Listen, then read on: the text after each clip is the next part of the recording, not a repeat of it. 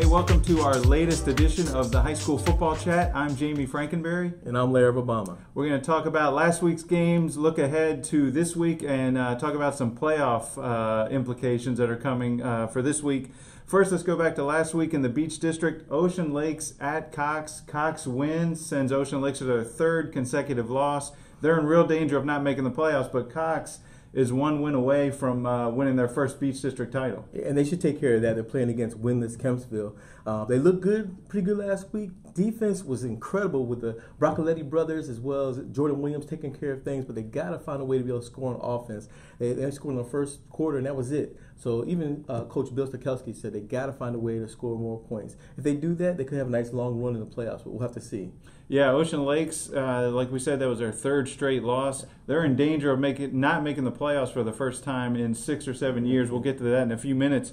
Moving on, Salem at Bayside. That was Saturday, Larry. Yeah. That was a big game. Bayside has really heated up in the last few weeks. What did you see in the Marlins on Saturday? Bayside looked incredible. I was really impressed with them. Coach John White, I'm sure he likes me because I've bet against them the last 3 weeks, and they've won each time. So they're looking really good. I had a phone call last week as well from, I don't know if it was the quarterback's father or whatever, but he says, how come you don't mention James Davis? Well, I'm mentioning James Davis now. He had a great game. He's playing well as long as he doesn't try to win the game and lets the offense do their things, run the ball as well as throw the ball. I think they're going to be great. Armani Chapman is just incredible both on offense and defense. He brings life to that team. I mean, he's just an incredible player. He's only a junior. He's going to be great. They look really good. I like the way they're playing right now, and they dominated. They dominated Salem. I mean, Salem couldn't get anything going offensively, and Bayside just dominated them the whole way. Yeah, I was surprised by that result. I thought Bayside would win, but they really they held them to 7 points and really played well.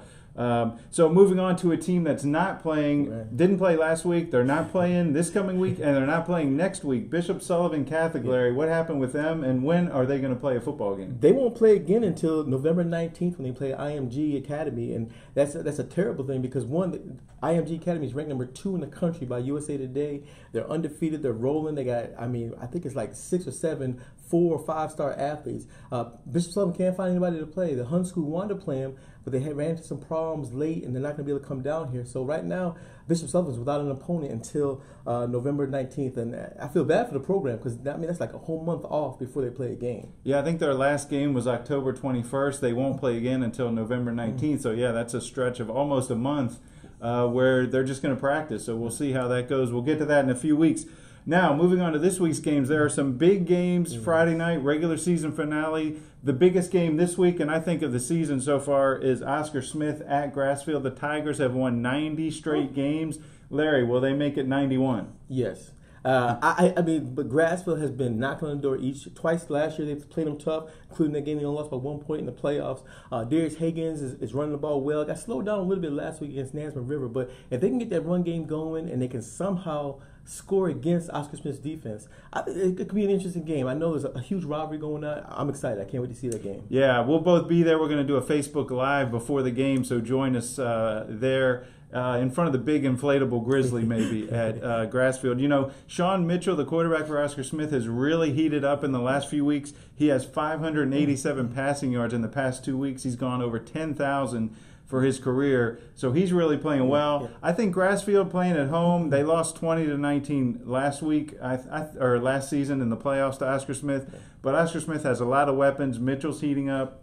Khalid Perry. I think it'll be a good game, but yeah, I think the Tigers are going to win that one. And the Tigers should get the number 1 seed in the 6A South region. Grassfield will still make the playoffs, but yeah, I like the Tigers in that game. Now, some other games with huge playoff implications. We talked about Ocean Lakes, Larry. Right now, Ocean Lakes is the 9th seed. Only the top 8 get in, and they're chasing Western Branch. Western Branch plays against Indian River. Ocean Lakes plays against Lansdowne. Larry, what do you think is going to happen with those two? I like Western Branch. I mean, last year they came on late. They struggled early, came on late. They're doing it again this year. Struggled early, come on late. You got 16 returning starters. Maybe they're realizing, hey, this is it. This is our last chance. They're playing Indian River. They'll be playing at home. Western Branch know this is do or die for them. They got, again, Indian River is already in. So you wonder if that's going to be the motivation for Western Branch. Yeah, that's true. Ocean Lakes needs to win. They have to knock off Lansdowne and get some help. And I believe they're going to have to get an Indian River win for them to keep that playoff streak going at Ocean Lakes. Elsewhere, you know, Lake Taylor at Norcom. Lake Taylor's already in. They're going to be probably a 2 or a 3 seed in the 4A East region. I think that district streak there it's 41. Right. I think it's going to be 42, Larry. What do you think? I agree. I like Lake Taylor. The defense been playing well. I mean, they averaged nearly 60 points a game through the month of October. Now, can they continue that offensive explosion going into November when it really counts? The defense is, strong with Diamante, Tucker Dorsey, and Roman Bond. It's a tough team. They're just blowing out people right now, and they face Norcom now. Nice rivalry game. The two coaches are great friends. It should be a good game, but I like Lake Taylor. Yeah, the Titans, you always wonder how they're going to do in the playoffs after playing, blowing everybody off the field. But they've proven, once the playoff hits, once that competition gets stiffer, they can play with anybody. And I think they will. I think they're going to go deep into the playoffs again this season. So now let's get to the all-important 2-minute blitz. It's time to ask some questions. I'll set the car horn and we'll get going. We're going to go for 2 minutes. And let's see, mix it up here.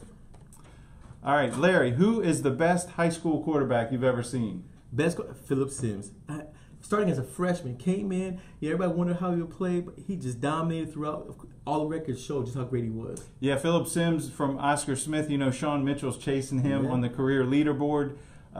Sean Mitchell's a great quarterback. So is E.J. Manuel, who we both saw play at Bayside. By the way, we're not talking Allen Iverson because he's on the other side of the water. Exactly. But yeah, I agree. I think Philip Sims, although Greg Boone, he turned into a tight end at Virginia Tech, but he was a really good quarterback at Oscar Smith. I was going to add one more as well. Casey Turner, great quarterback at Great Bridge. Yeah, he's on the leaderboard too. Yeah, he was a good quarterback at Great Bridge. Who is the best high school running back you've ever seen? I'm going to go with Kevin Whaley at Salem. He ended up going to Minnesota. Didn't work out there. Right. But yeah, I think he's the all-time leading rusher in South Hampton Roads. And he was impossible to tackle. He was really a difficult, he wasn't a big guy, but he was shifty and had great speed. I'll tell you another one, wasn't very big, Delmas Coley, Kellum. Right. Was a hard-nosed running back. He'd knock you over, pull. There was a team, he had a really good line, and he just ran behind them. He was great as well. I think Smoke Mizell probably deserved to be in the conversation, but I like Kevin Whaley. So, all right. Who would win, Larry? Lake Taylor or Oscar Smith? Ooh. I'm going to go with Lake Taylor. They're my number one team right now until somebody knocks them off. I like Lake Taylor. Their defense is strong. Their offense, trying to go defend against that veer is always tough. But again, Diamante Tucker Dorsey as well as Roman Bond, I like that defense. I'd go with Lake Taylor. Yeah, they met on ESPN a couple of years ago. Oscar Smith blew them out, but it was a disastrous game for Lake Taylor. They lost their starting quarterback on the first play of the game or something. It was a terrible game. I agree. I think Lake Taylor would give him a game. I think I would go with Oscar Smith though. Okay. So, all right, everybody, that does it for this week. Thanks for joining us for our weekly high school football chat. Don't forget Oscar Smith at Grassfield, 7 p.m. on Friday at Grassfield. We'll be there and we'll broadcast live from about 6:45 until kickoff on Facebook Live. Thanks for joining us.